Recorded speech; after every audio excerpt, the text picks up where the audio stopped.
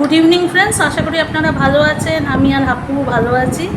আজকে মঙ্গলবার 4 তারিখ, মানে 4th আগস্ট 2026। তা আজকে আমি এই ব্লগটা দিচ্ছি, সন্ধেবেলায় দিচ্ছি। সকালবেলা তো স্কুলে টুলে নিয়ে গিয়েছিলাম, যেগুলো আমার ডেলি কাজ সেগুলোই করেছি। স্কুলে নিয়ে গিয়েছিলাম হাপ্পুকে, তারপরে বাড়ির সকালবেলা রান্না টান্না করেই গিয়েছিলাম।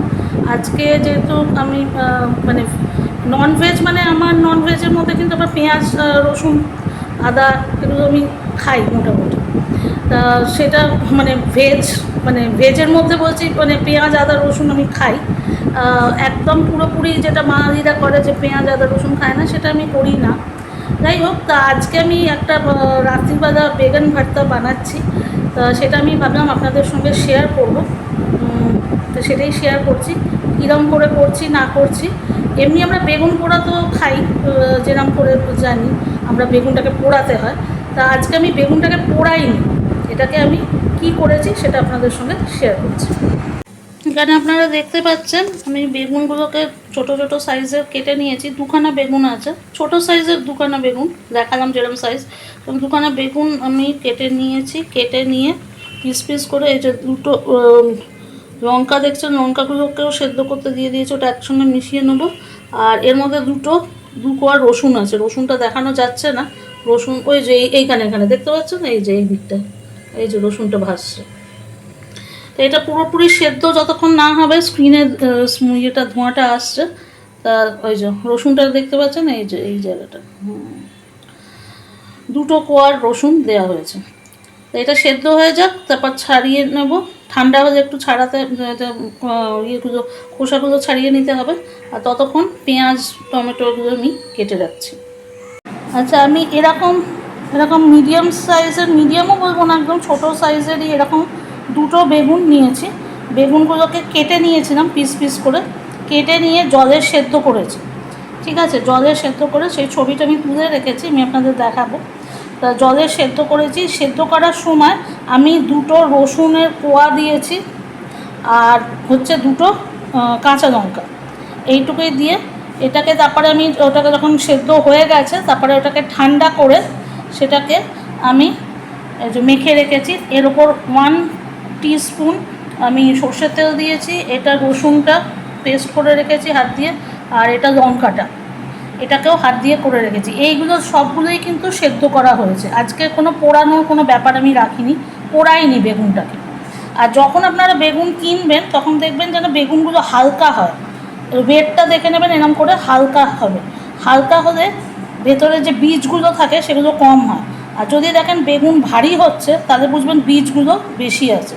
আর বীজগুলো বেশি হলে কী হয়, বেগুন পোড়ানো হোক বা সেদ্ধ করাই হোক, সেগুলো খুব একটা ভালো হয় না, টেস্টটা ভালো হয় না। এছাড়া আমি যেটা নিচ্ছি হচ্ছে পেঁয়াজ নিয়েছি, এখানে একটাই বড় সাইজের পেঁয়াজ নিয়েছি, টমেটো নিয়েছি, কতগুলো কাঁচা লঙ্কা, দুটো কাঁচা লঙ্কা আমি কুচি করে রেখেছি। এখানে ধনে পাতা আছে, ধনে পাতাটা আমি একটু ঠান্ডা জলে ভিজিয়ে রেখেছি, তাতে একটু ফ্রেশ হবে। কারণ এটা একদিনের পুরনো ধনে পাতা তো একটু মানে কেমন কেমন হয়ে যায়, ফ্রেশনেসটা আসার জন্য আমি ধনে পাতাটাকে আমি ঠান্ডা জলে ভিজিয়ে রেখেছি। এছাড়া রয়েছে হচ্ছে নুন, চিনি, হলুদ গুঁড়ো, জিরে গুঁড়ো, ধনে গুঁড়ো, এখানে হচ্ছে গরম মশলা, আর এটা হচ্ছে লঙ্কা গুঁড়ো, মানে কাশ্মীরি লঙ্কা গুঁড়ো। এছাড়া আরেকটা জিনিস লাগবে, সেটা হাপ্পু নিয়ে দৌড়ে পালিয়ে গেছে, আমি ওটা দেখাচ্ছি আপনাদের। ওটা হচ্ছে আদা রসুন বাটা। আর পুরো রান্নাটাই হবে আপনার সর্ষের তেল। এ দেখুন তেলটা গরম হয়ে গেছে অলরেডি, দেখতেই পাচ্ছেন তেলটা গরম হয়ে গেছে। এর মধ্যে আমি প্রথম পেঁয়াজটা দিয়ে দেবো।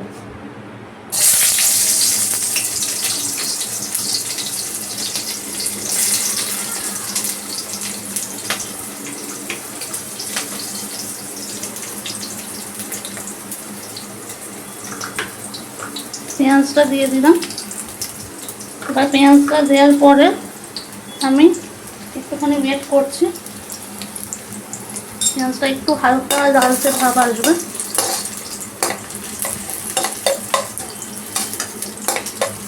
ততক্ষণ আমি দেখিয়ে নিই, এখানে এই যে আপনাদের বললাম জিঞ্জার গার্লিক পেস্ট, সেটা হাফু নিয়ে পালিয়ে গিয়েছিল। এখান থেকে আমি দেবো, একদম কড়াই রয়েছে, আমি এটা জিঞ্জার গার্লিক পেস্টই করে রেখেছি। আর এখানে আমি যেটা বেগুনটাকে মেখে রাখলাম, এটা সেদ্ধ বেগুনটাকে। আচ্ছা, এখানে দেখুন এটা, এরপরে আমি এখানে একটু অল্প এখনই একটু চিনি দিয়ে দেবো। খুব বেশি চিনি দিতে হবে না আপনাদের, ওই 1 টিস্পুন মতো চিনি দিলেই যথেষ্ট। যদি আপনাদের মনে হয় যে দেবো না, তাহলে ঠিক আছে দেবেন না, কিন্তু চিনিটা দিলে এটা টেস্টটা ভালো হয়। আর পেঁয়াজের ওপর চিনি দিলে আলাদা একটা ফ্লেভার আসে।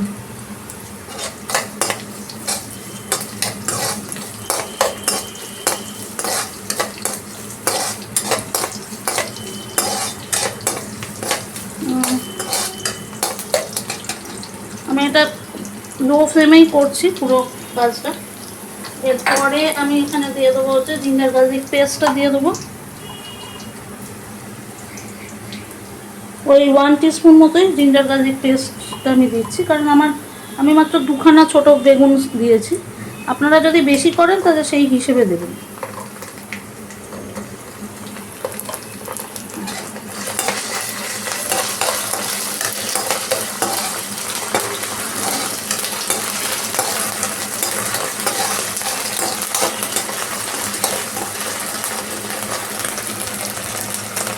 এবার আমি টমেটো কুচিগুলো দিয়ে দেবো।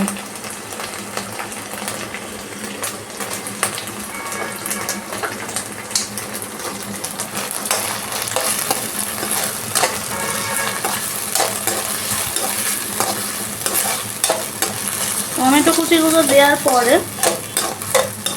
আমি একটু নুন আর হলুদ দিয়ে দেবো, তাদের যাতে তাড়াতাড়ি সেদ্ধ হয়ে যায়।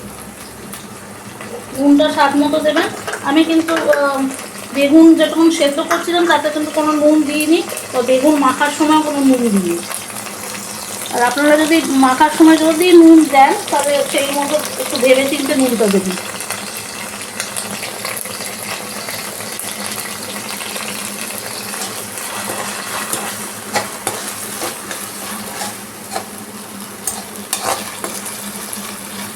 একটু হলুদ দিয়ে দেবো, তাহলে তাড়াতাড়ি এটা নরম হয়ে যাবে।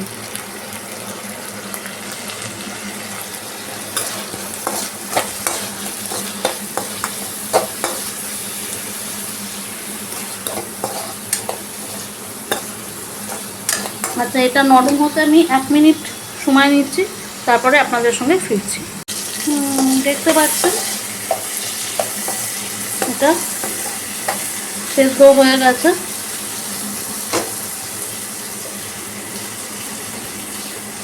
একটু চেপে চেপে দিচ্ছি। এরপরে আমি লঙ্কাগুলো দিয়ে দেবো, লঙ্কা কুচিগুলো।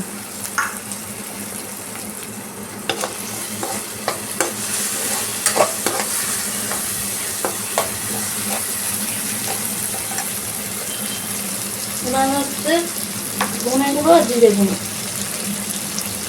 ওই 1 টিস্পুন মতোই দেবেন। ব্যাস, বেশি দেওয়ার দরকার নেই।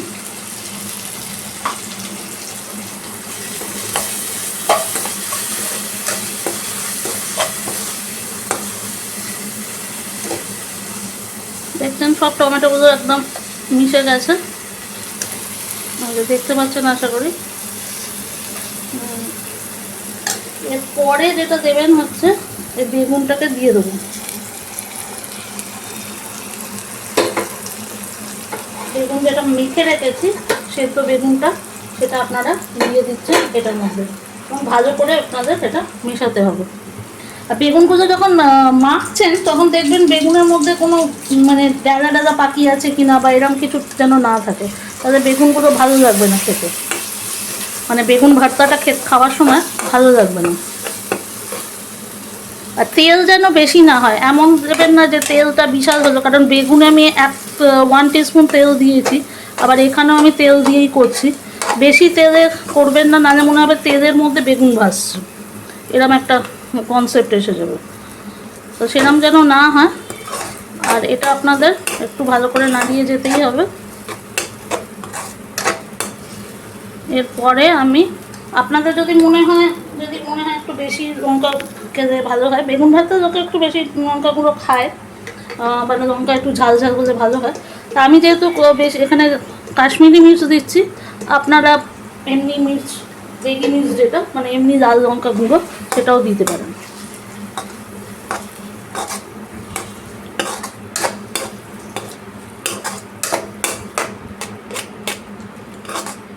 এটা আমি আর 1 মিনিট এটাকে একটু ইয়ে করবো, মানে ননস্টপ এটাকে নাড়িয়ে যাব যাতে একদম ভালো করে মিশে যায় সব মশলাগুলো বেগুনের সঙ্গে।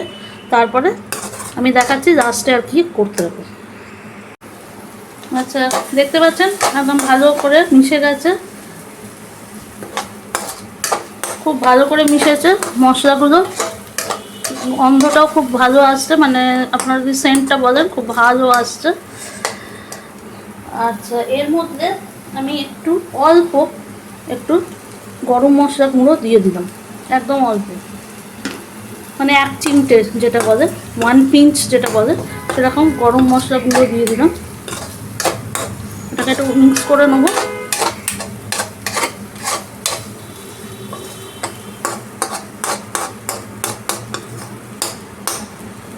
এরপরে আমি ধনে পাতা একটু বেশি দিলে ভালো, যতটা ভালো আছে দিয়ে এটাকেও একটু মিক্স করে নেব।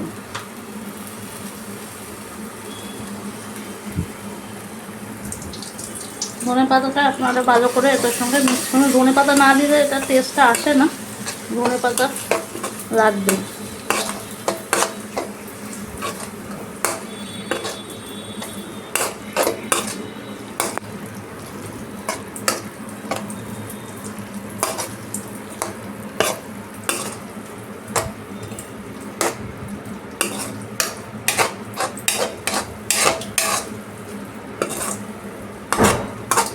ওকে, বেগুন ভর্তা আমাদের রেডি। আমি এটা আপনাদের একটু রেটিং করে আজকে দেখিয়ে দিচ্ছি। এই দেখুন, একদম গরম গরম বেগুন ভর্তা, ধোঁয়া বেরোচ্ছে একদম। এখন গরম গরম ভাতের সঙ্গে বেগুন ভর্তা রেডি। এটা খেয়ে নিশ্চয়ই জানাবেন কেমন হলো, আশা করি ভালো লাগবে। আর যদি কিছু সাজেশনস দিতে চান অবশ্যই দেবেন, কমেন্ট বক্সে জানাবেন কেমন হয়েছে। ঠিক আছে, তাহলে আজকে রাত্রিরের ডিনারে আমাদের এটাই আছে। আমি জানি না হাপ্পু কতটা খাবে, হাপ্পু খুব একটা বেগুন ভালোবাসে না, তা নাহলে ও অন্য কিছু খেয়ে নেবে, ম্যাগি ট্যাগি খেয়ে নেবে বা খিচুড়ি খেয়ে নেবে। আর আমার জন্য এটা হয়ে যাবে, এটা অনেকটা বেশিই হবে যাই হোক, আজকে মোর দ্যান এনাফ। এটা অন্তত 4 জন, মানে 3 জন তো অবশ্যই খেতে পারবে যা আছে quantity. Okay, love you all, take care and bye, see you in a next blog.